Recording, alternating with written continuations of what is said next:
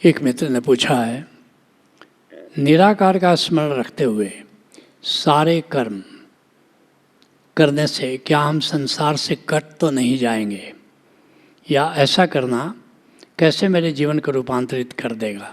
कृपया समझाने की अनुकंपा करें।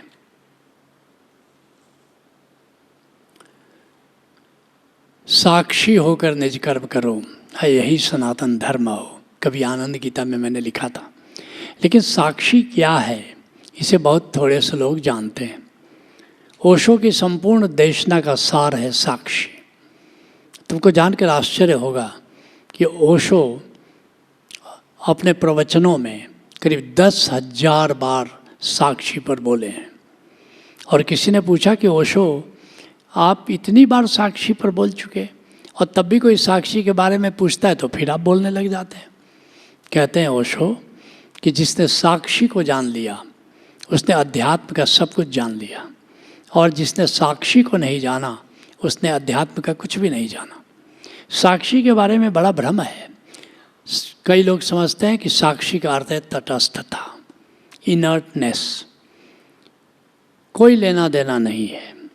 नहीं, तटस्थता साक्षी नहीं है।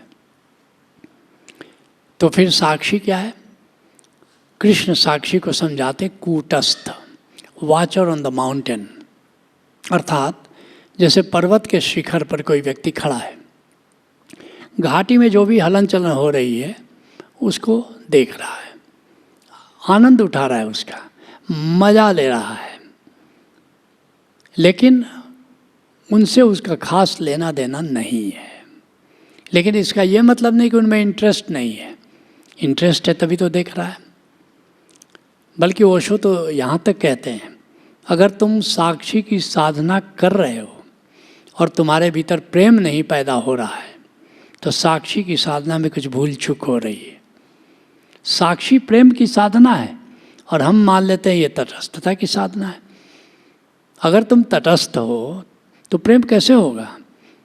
तुम पत्नी के प्रति तटस्थ रह सकते हो, प्रेमिका के प्रति कैसे तटस्थ रह सकते हो? साक्षी ऐसी साधना है कि जिस चीज़ के प्रति तुम साक्षी होते हो उससे तुम्हारा प्रेम हो जाता है। जैसे कर्म के साक्षी बनो तो कर्मयोग हो जाता है। तो निश्चित रूप से उस कर्म को करने में तुम्हारा प्रेम हो जाता है। लेकिन है क्या साक्षी? साक्षी रहने की कला क्या है? साक्षी रहने की कला है कि आत्मस्मरण में रहते हुए कर्म को करो।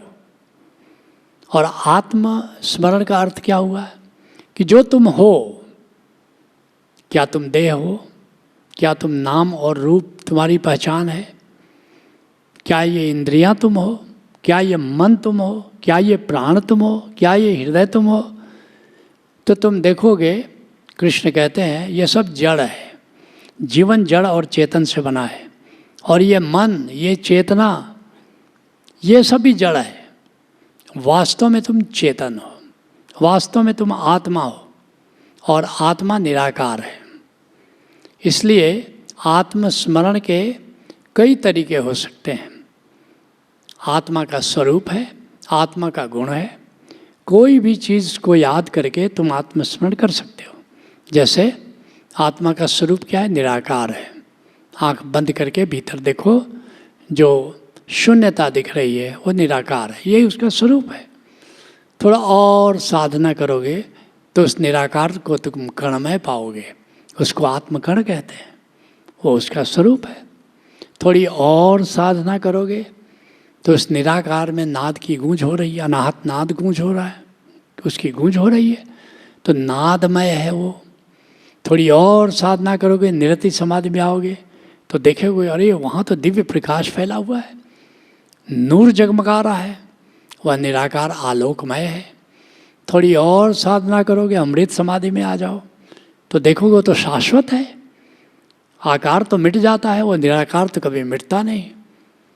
थोड़ी और साधना करोगे, ऊर्जा समाधि में आओगे तो देखोगे वहाँ उमंग से भरा है। दिव्य समाधि में आओगे, वहाँ स्वाद है, दिव्य गंध है, दिव्य कुमारी है, दिव्य मंगल है। और थोड़ी साधना करोगे, चैतन्य समाधि में आओगे तो देखोगे वो जो अंतर आकाश है वो जड़ नहीं होता, चेतन है, वो तो ज्ञाता है। थोड़ी और साधना करोगे, आनंद समाधि में आओगे तो देखोगे क्या तृप्ति का एहसास है, वो तो आनंद है, अकारण प्रफुल्लता है। और थोड़ी साधना करोगे, प्रेम समाधि में आओगे, देखोगे वो तो अकारण प्रेम वहाँ विद्यमान है, प्रेम से लबालब हो तुम। और ऐसे ही जैसे जैसे ऊपर की समाधि में आते चले जाओगे, ऊपर के कार्यक्रम में आते चले जाओगे, और वहाँ उस निराकार में, उस अंतराकाश में, वहाँ तो खजाना है, अकूत खजाना है। तो उस आत्म स्मरण के साथ, जहाँ की शुरुआत में करो कि अपने निराकार को याद रखो, जो भी काम करो। अब कह रहे हैं कि निराकार को स्मरण करते हुए अगर कर्म करेंगे तब तो फिर हम तटस्थ हो जाएंगे, फिर तो संसार से विरक्त हो जाएंगे। नहीं, ऐसा नहीं है, बल्कि कृष्ण तो उल्टी बात कह रहे हैं। जो तुम कह रहे हो उससे ठीक उल्टा कह रहे हैं। कृष्ण क्या कह रहे हैं? योगः कर्मसु कौशलम। अगर योगी होकर, साक्षी होकर के अगर कर्म करते हो तो बड़ी कुशलता आ जाती है। क्यों कुशलता आ जाती है? मैनेजमेंट में पढ़ाया जाता है कि 3 H के साथ अगर कर्म करो तो कर्म में कुशलता आती है। पहला H क्या है? हैंड्स को यूज़ करो, अर्थात शरीर से कर्म कर रहे हो, बस वहीं तक सीमित हो, तो कुशलता कितनी आएगी? 25%। एक मजदूर है, मजदूरी मिल रही है, हाथ से काम कर रहा है, बस खत्म हो गई। लेकिन इससे ज़्यादा कुशलता के लिए क्या करो? अब दूसरे एच का उपयोग करो, हेड। अब दिमाग लगाओ, पत्थर तोड़ रहे हैं, सिर्फ एक मजदूर है, पत्थर तोड़े जा रहा है, दिमाग नहीं लगा रहा है, कुशलता कितनी आएगी? 25%। लेकिन अब दिमाग लगाओ कि कहाँ ऐसा तोड़े कि पत्थर ज़रा ठीक से टूटे, ज़रा नुकसान नहीं हो, जिस साइज़ का पत्थर चाहिए उसी साइज़ में हम तोड़े। अब तुमने दिमाग लगाना शुरू कर दिया, हैंड प्लस हेड, कुशलता कितनी हो जाएगी? 50%। पत्थर फिर भी तोड़ रहे हो। अब एक तीसरा मजदूर है, उसके अंदर भाव आ रहा है, तुम पूछते हाँ भाई पत्थर क्या कर रहे हो भाई?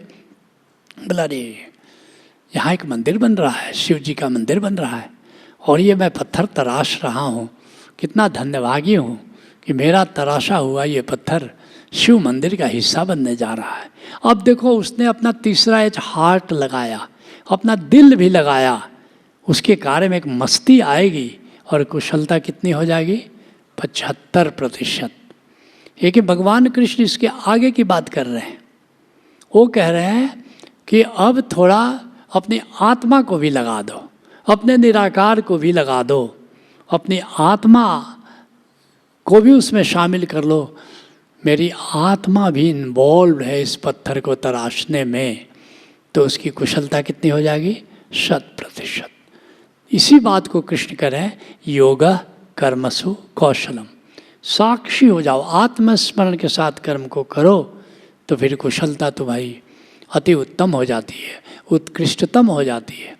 तो ये जो तुम कह रहे हो कि कहीं निराकार को इन्वॉल्व करने में, निराकार के प्रति जाग करके कर्म करने में कहीं संसार से हम विरक्त तो नहीं हो जाएंगे? नहीं, फिर संसार से प्रेम हो जाएगा।